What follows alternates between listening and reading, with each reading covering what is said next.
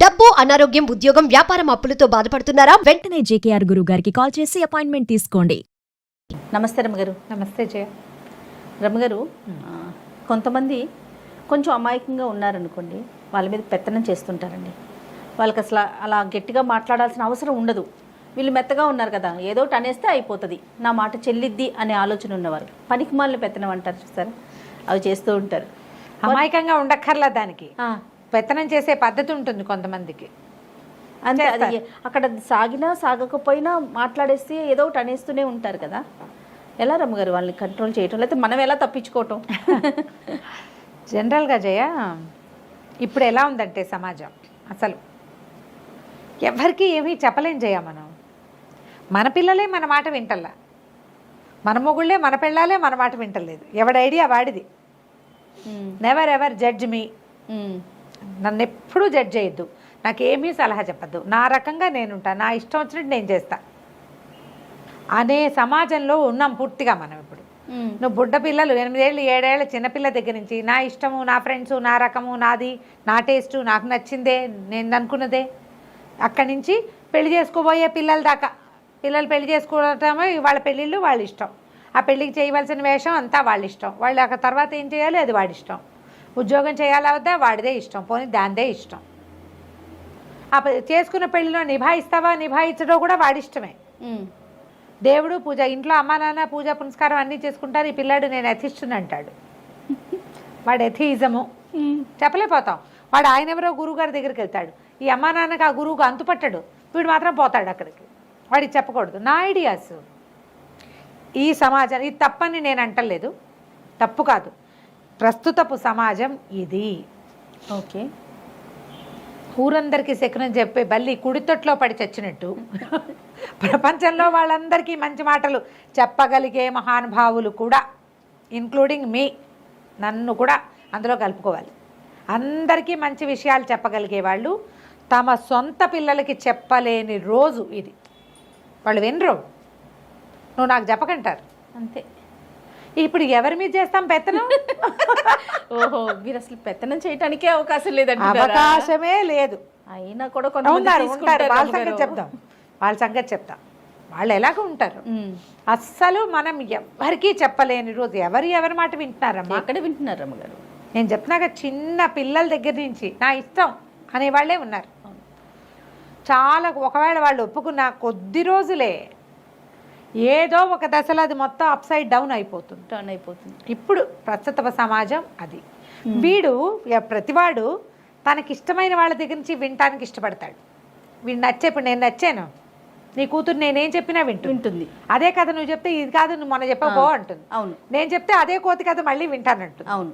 ఇప్పుడు నేను ఈ విషయం వీళ్ళ దగ్గర వినాలి అని పెట్టుకుంటాం. మనం కూడా అంతే చేయ, మనం కూడా అంతే. అవును. అయితే ఇప్పుడు సమాజం ఎలా ఉందంటే వీళ్ళు ఖచ్చితంగా దీనికి వీళ్ళు అని పెట్టుకుంటారు, వాళ్ళనే వింటారు. ఒకడు అన్నిటికీ గూగుల్ చేస్తా అంటాడు. గూగుల్ తల్లిని తప్పిస్తే ఎవరిని నమ్మడు వాడు. ఒకళ్ళు ఇంకొకళ్ళు ఏ పెద్దమ్మో పిన్నమ్మో పెట్టుకుంటారు, నాన్నో బాబాయ్యో పెట్టుకుంటారు, ఫ్రెండ్స్ని పెట్టుకుంటారు చాలామంది. ఫ్రెండే వీళ్ళకి విడాకులు తీసుకోవాలో వద్దో చెప్తారు, ఈ డ్రెస్ వేసుకోవాలో వద్దో చెప్తారు, ఎక్కడికైనా వెళ్ళాలో వద్దో చెప్తారు. ఫ్రెండ్స్ మీదే వాళ్ళ పెత్తనాన్ని ఒప్పుకుంటారు. మన ప్రస్తుత సమాజం ఇది అని మనకు ఒక 100 మెసేజ్లు రావాలి చేయ దీని మీద, అవును అని. అందరూ అంతే, అందరి పరిస్థితి అది. కాకపోతే ఇందులో కూడా పెత్తనం చేసేవాళ్ళు ఉంటారు. మీరు అలా ఉండద్దు, ఇలా ఉండాలి, ఇదేమిటి అని చెప్పేవాళ్ళు. వాళ్ళకి ఏంటంటే అవతల వాళ్ళు ఎస్ అంటారో నో అంటారో, వాళ్ళు మనం ఎలా తీసుకుంటారో అక్కర్లే, చెప్పాలనుకున్నది చెప్పేస్తారు. కరెక్షన్స్. అయితే ఇప్పుడు ఈ కరెక్షన్ తోటి ఏంటంటే, అసలు మేము కరెక్షన్ తీసుకోమని కానీ కరెక్షన్ చెయ్యొద్దని కానీ అనకూడదు జయ. పెత్తనం కావాలి, ఎవరైనా మనకి మంచి మాట చెప్పవలసిందే. మంచి మాటకి పెత్తనానికి తేడా ఉంటుంది. కాకపోతే వీళ్ళకి ఏది వినడం అలవాటు లేని వాళ్ళకి రెండు పెత్తనంగా తోస్తుంది. మంచి మాట కూడా పెత్తనంగా తోస్తుంది అంటారా? వీళ్ళ పెత్తనం ఏంటి నా మీద, మా అమ్మ చెప్పదు, మా నాన్న చెప్పదు, ఈ ఆంటీ ఎందుకు వచ్చింది అనిపిస్తుంది. కరెక్ట్. మీ బోర్డు పెత్తనం ఏంటి నా మీద, అలాగే అనిపిస్తుంది. అసలు అలవాటే లేదు, నో తీసుకోరు, దేనికి ఎస్ చెప్పరు, దేనికి అడ్వైస్ చేయకూడదు. వాళ్ళు ఏం చేస్తే అది చేస్తారు, అదే వేసిందే గంతు అంతే. వీళ్ళకి ఎవరేం చెప్పినా పెత్తనంగానే తోస్తుంది కదా. ఇది పూర్తి రాంగ్. అంటే ఎవ్వరూ మాకు చెప్పకూడదు అనేది తప్పు. ఇప్పుడు ఈ పెత్తనాలు అనే విషయం మీద మనం ఎక్కడ తీసుకోగలుగుతామంటే, ఓ భార్య భర్త కొత్తగా పెళ్ళైంది, ఆ అమ్మాయి ఏం వేసుకోవాలో అత్తగారు ఆడపడుచు నిర్ణయించకూడదు. అది నిర్ణయించవలసిన వాడు ఎవడు? అయితే ఆ అమ్మాయితో పాటే ఉండేవాళ్ళు, నాకు డిస్కంఫర్ట్, నువ్వు ఇలా బట్టలు వేసుకుంటే నాకు నచ్చట్లేదు అని ఆమెను ఒప్పించగలగాలి. వాడు ఒప్పించటమే అక్కడ ఒప్పించాలి. ఈ బట్టలు నువ్వు ఇలా వేసుకుంటే వీళ్ళు ఇలా మాట్లాడితే, లేదా అది నాకు నచ్చలేదు, ఈ ఫోటోలో ఇలా కనపడుతోంది, నాకు బాగుండలేదు, నాతో ఉన్న కంపెనీని ఇలా వేసుకోకూడదు అని ఇతను ఆ అమ్మాయిని సరే అనిపించుకోవాలి. భర్తకు అభ్యంతరం లేకపోతే అత్తగారికి, ఆడపడికి, మామగారికి అభ్యంతరం ఉంటే కుదరదు. అది పెత్తనం. కరెక్ట్ అండి. ఆ అమ్మాయి డబ్బులు ఏం చేయాలి అనేది అమ్మాయి భర్త, కొంత మటుకే కుటుంబం ఉంది, కొంత మటుకే కుటుంబం. అంతేకాని అమ్మాయి ఏమీ చేయకూడదని అన్నీ మాకే ఇవ్వాలని అంటాం పెత్తనం. అలాగే అల్లుడు కూడా, అల్లుడు మా అమ్మాయితోటే మాట్లాడాలి, వాళ్ళ అక్కయ్యతో చెల్లెలతో మాట్లాడకూడదు, ఇలాంటివి పెత్తనాలు. ఇవి చేయకూడని అవి. పిల్లలకు కూడా చెప్పకూడదంటే ఎక్కడ చేస్తాం కదా. ఇప్పుడు చుట్టుపక్కల ఫ్రెండ్స్, ఏదో మనం ఒక డ్రెస్సు, అదేం పెద్ద మెడలు ఉన్నది కాదు, ఏమీ కాదు, అయినా కూడా మనం రెగ్యులర్గా వేసుకునే దానికి కొంచెం భిన్నం. వెంటనే వీళ్ళు ఒక జడ్జిమెంట్ పాస్ చేస్తారు, ఏం పెద్ద బాగుండలేదు, నీకు సూట్ కాలేదని. ఇద్దరు బాగుందంటారు, ఇద్దరు బాగోలేదంటారు. మనం ఎవరితో వెళ్ళాలి? అవతల వాళ్ళు మనని కంట్రోల్ చేసేస్తున్నారు అనిపిస్తుంది. నీ మనసుతో పాటు ఇంకో ఇద్దరు ఓటేస్తే వెళ్ళిపో. నీకే అనుమానంగా ఉంది, ఇద్దరు వద్దన్నప్పుడు మానే. బాగుంది. చేర్చా వద్దా అనేది అన్ని విషయాల్లోనూ ఇంతే చేయాలి. నీకు అవతల వాళ్ళు నీ మీద పెత్తనం చేలాయిస్తున్నారు అని అనిపిస్తే వాళ్ళని అవాయిడ్ చేయి మొదట. ఓకే. నెక్స్ట్ టైం ఏ డెసిషన్ మేకింగ్ వ్యవహారంలోనూ వాళ్ళని రానివ్వద్దు. అత్తగారులను కూడా, అబ్బాయిలైనా అమ్మాయిలైనా, అత్తమావల్ని కూడా నువ్వేం చెయ్యాలో, మీ అమ్మా నాన్నలతో నువ్వు ఎలా ఉండాలో మూడో వాళ్ళు డిసైడ్ చేయకూడదు. ఇద్దరు భార్యాభర్త డిసైడ్ చేసుకోవాలి. దీని మీద అబ్బాయో అమ్మాయో రెండో వాళ్ళని ఒప్పించుకోవాలి. మిగిలిన ఫ్యామిలీ ఇష్యూస్ కూడా ఉంటాయి తప్పకుండా, కుటుంబానికి కొంత అవకాశం ఇవ్వాలి. కానీ పూర్తి అవకాశం వాళ్ళకే ఇచ్చి చేయకూడదు. నువ్వు నలిగిపోకూడదు దాని కింద పడి, వాళ్ళ పెత్తనం కింద నువ్వు నలగకూడదు.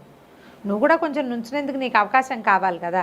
ఒకవేళ అవతల వాళ్ళు నీ మీద అనవసర పెత్తనం చేస్తున్నారు అని అనిపిస్తే కొన్ని అవసరాలు ఉంటాయి. అందులో ఏంటంటే, నువ్వు రాత్రి వేళ దూరంగా ఎక్కడికైనా వెళ్ళటం, నువ్వు ఒంటరిగా ఎక్కడికైనా వెళ్ళటం, తెలియని కొత్త ప్రదేశానికి వెళ్ళటం, తెలియని కొత్త వ్యక్తుల దగ్గరికి స్పెండ్ చేయటం, నీకు ఆహారం విషయంలో, చిన్నపిల్లలకు పెట్టే ఫుడ్డు, అలాంటి వాటిలలో ఇతరుల మాటలు తప్పకుండా వినాలి. వాటిని పెత్తనంగా భావించద్దు.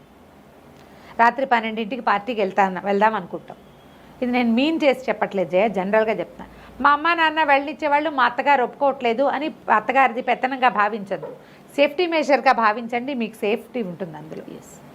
ఫోన్ వద్దంటున్నప్పుడు మీరు ఏం చేయొచ్చు, కాదండి ఇదిగో వీళ్ళు ముగ్గురు వస్తున్నారు, వాళ్ళ ముగ్గురు ఫోన్ నెంబర్లు మీకు ఇక్కడే ఇస్తాను, నేను ఫోన్ తీయపోతే ఒకవేళ ఏదైనా ఇబ్బంది అయితే వాళ్ళలో ఎవరికైనా మీరు ఫోన్ చేయొచ్చు, ఇలా చెప్పండి.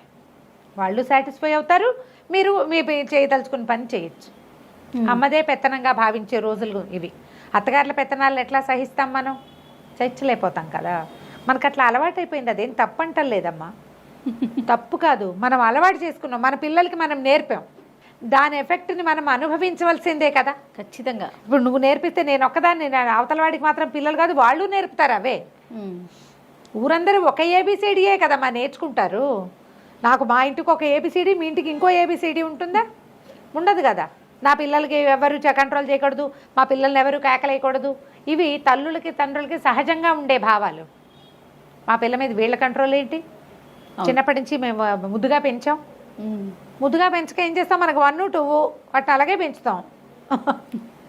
మనుషులైనా కుక్క పిల్లలైనా ముద్దుగానే పెంచుకుంటాం. అంతే. పెంచాక ఏమవుతుంది, వేరే వాళ్ళు కంట్రోల్ చేయకూడదు, నువ్వే చేయవు, దాన్ని ఇష్టారాజ్యంగా పోగొడతావు. అన్నీ వాళ్ళు చేయకూడదని న్యాచురల్లీ అనిపిస్తుంది. ఇప్పుడు మనం ఎలా పెంచామో పక్క వాళ్ళు కూడా అంతే. అందరం ఒకే ఏబిసిడి ఒకవేళలోనే చదువుకుంటాం మనం, తప్పదు కదా. ఈ తప్పనప్పుడు ఏం చేయాలంటే, పిల్లలకి కొంత అవతల వాళ్ళు చెప్పిన దాంట్లోంచి మంచిని పాజిటివ్ దృక్పథంతో తీసుకోవటం నేర్పించాలి. మనం చెప్పే విషయాన్ని పెత్తనంగా కాకుండా పాయింట్ వైజ్గా వాళ్ళ బుర్రకెక్కేలాగా చేయాలి. నేను చెప్పాను అంతే, నువ్వు వినాల్సిందే కాదు, అది అలా కాదు చెప్పవలసింది. నీ పెత్తనాన్ని అవతల వాళ్ళు పనికి మాలిన పెత్తనం అనుకోకూడదు. అంటే ఎందుకు నువ్వు వద్దంటున్నావు లేదా ఎందుకు నువ్వు చేయమంటున్నావు, ఎందుకు నువ్వు వెళ్ళమంటున్నావు అనే Valid దానికి వ్యాలిడ్ పాయింట్స్ అందించండి పిల్లలకి. రైట్. ఒకవేళ అవతల వాళ్ళు నీ మీద పెత్తనం చేస్తున్నారని నీకే అనిపిస్తే వాళ్ళ పాయింట్స్ వాళ్ళు చెప్పిన దాంట్లో వ్యాలిడ్ పాయింట్ ఉందా, ఆ పాయింట్స్కి ఏదైనా వ్యాలిడిటీ ఉందా అనేది ముందు ఆలోచించు. ఏదీ లేదు అని నీకు అనిపిస్తే తరిచి చూసుకున్నా కూడా కట్ చేసేయి, వాళ్ళని అవాయిడ్ చేయి. నెక్స్ట్ టైం డెసిషన్ మేకింగ్లో వాళ్ళ సలహా తీసుకోవద్దు, వాళ్ళని సంప్రదించద్దు, వాళ్ళకి చెప్పద్దు. నువ్వు 2-3 సార్లు అవాయిడ్ చేస్తున్నావని తెలిసాక వాళ్ళు నిలదీశారు అనుకో, అప్పుడు పరిస్థితి నువ్వు నా మీద అనవసరంగా పెత్తనం చేస్తున్నావు, అందుకే నేను అవాయిడ్ చేశాను, అందుకే నేను నీకు చెప్పటం లేదు. పిల్లల తల్లులు కూడా అంటారమ్మా, చెప్పరు, దాచేస్తారు.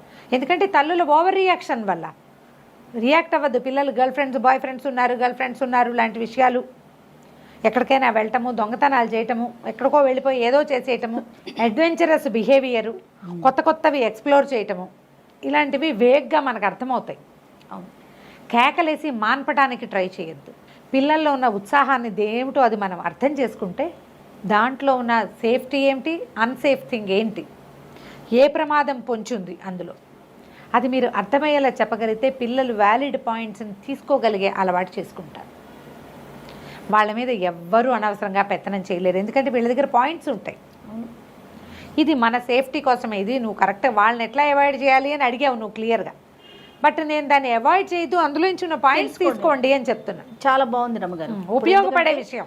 వెంటనే నచ్చకపోతే మనం ఏం చేస్తాం, ఇది వద్దు అని డిక్లేర్ చేసేస్తాం. మీరు అన్నట్లుగా దాంట్లో అసలు వాళ్ళు దేన్ని ఇష్టపడుతున్నారు, అది దాంట్లో వచ్చి మంచి చెడులు ఏంటని కనుక మనం చెప్పగలిగితే వాళ్ళు ఎంకరేజ్ చేసినట్లు ఉంటుంది. ఫ్రెండ్స్ కూడా నో అనేటప్పుడు ఎందుకు నో అనేది మనం చెప్పగలగాలి. ఎస్, అర్థం చేసుకుంటారంటారా? డెఫినెట్గా ప్రాక్టీస్ చేయాలి, అది మనకు అవసరం కదా జయ. ఇప్పుడు మనం అందరినీ అవాయిడ్ చేస్తాం, మనకు మనుషులు ఎవరు కాదు రమ్మగారు, నేను అనేది పిల్లలు అర్థం చేసుకుంటారంటారా? డెఫినెట్గా మనం నేర్పాలి, అది ఎస్ మనం నేర్పించాలి. ఏదైనా ఒకటి నో అంటే, ఇప్పుడు కాదు జయ, నువ్వు కంప్యూటర్ అడిగింది అనుకో మీ అమ్మాయి, దానికి నీ దగ్గర ఉన్న 25-30 వేలది చాలదు, 70-80 వేలది కావాలి. అప్పుడు మనం ఏం చెప్తాం దానికి సహజంగా, అమ్మలు ఇంతంతగా డబ్బులు ఇప్పుడు చిన్న క్లాసే కదా, చిన్న క్లాస్, నువ్వు చిన్న క్లాసు ఎందుకు ఇది చెప్పచ్చు, నువ్వు చిన్న క్లాసు ఒకటి, వాళ్ళు ఎవరి దగ్గర ఉందంటే వాళ్ళ దగ్గర డబ్బులు బాగా ఉండుంటాయి నాన్న, మనం కూడా సేవ్ చేద్దాం, నువ్వు కొన్ని ఖర్చులు తగ్గించు, నువ్వు కూడా సేవ్ చేసి నెక్స్ట్ ఇయర్ కొందాం. నెక్స్ట్ ఇయర్కి దాని అవసరం లేదని మీ అమ్మాయికి ఆటోమేటిక్గా అర్థమైపోతుంది.